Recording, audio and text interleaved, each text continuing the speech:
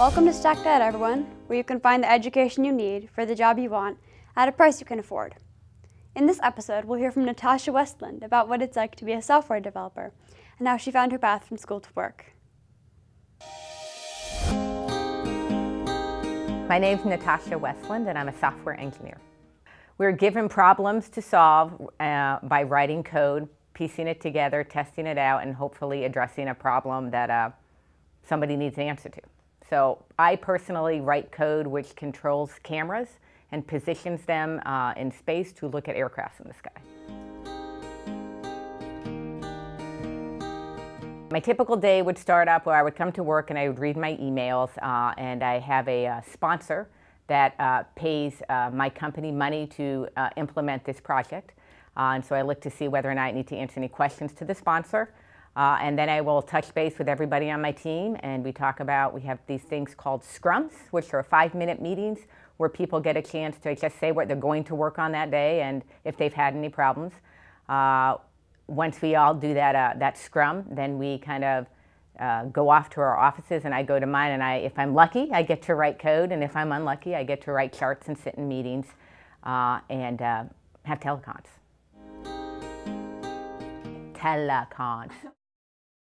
Oh, a telecon is when it's multiple people call in and it's a conference area and everyone can hear everyone else speak. And so it's a way for people who are positioned across the country, which my group is, to touch base and talk and get answers to questions simultaneously versus through email.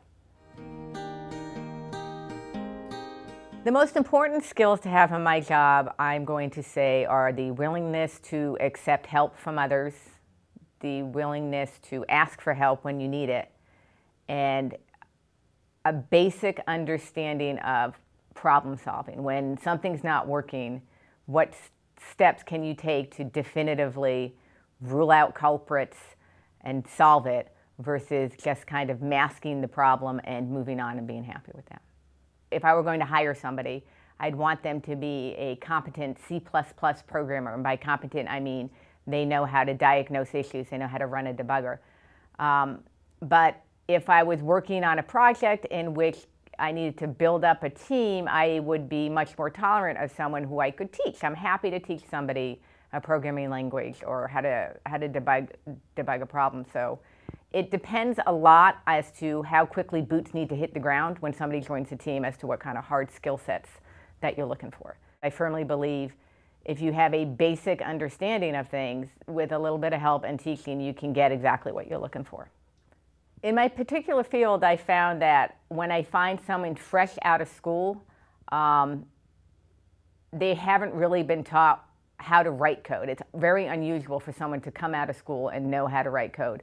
Most people do learn on the job, and so when somebody joins my group with no experience, it's either a gift because they're infinitely malleable and you can help teach them, much like the way my first boss taught me, or if they're particularly standoffish, it can be much more difficult to get the information in a way that doesn't drive you away from the field.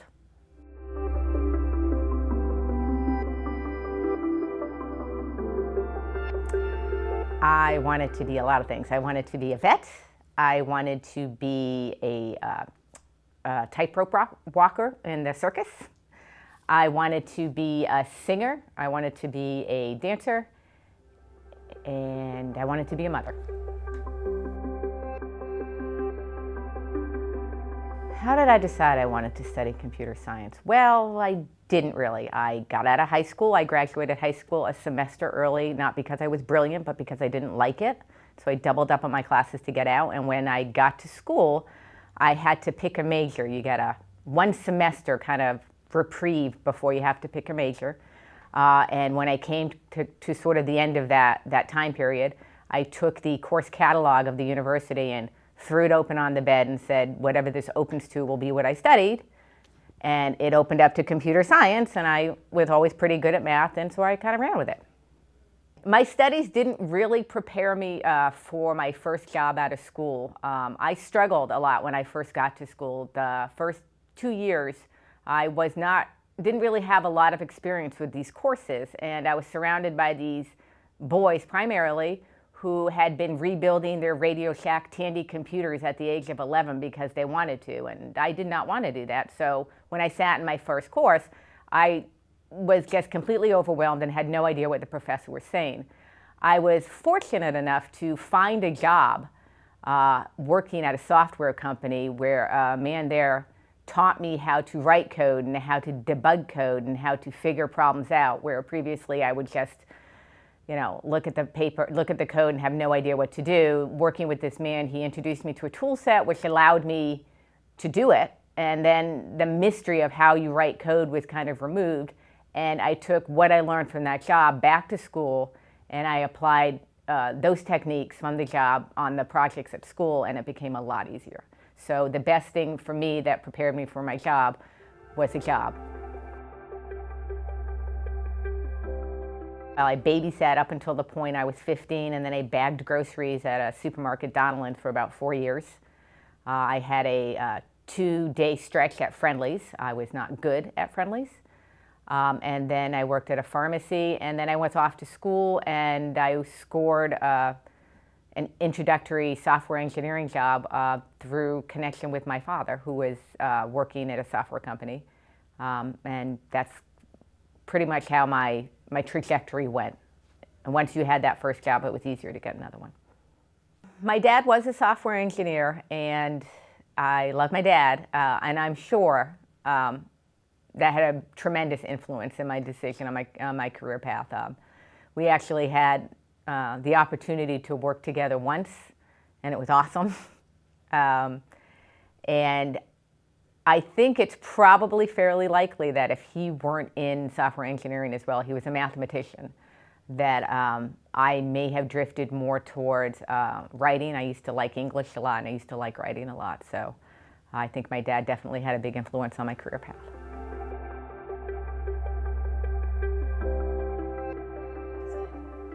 If I could go back in time and talk to myself in high school, I would definitely tell myself to study harder and have some more extracurricular activities. I didn't have any in high school. And looking back, that's actually one of the things I wish I had more experience with. I feel that might have made it easier to make friends, blend in with other people,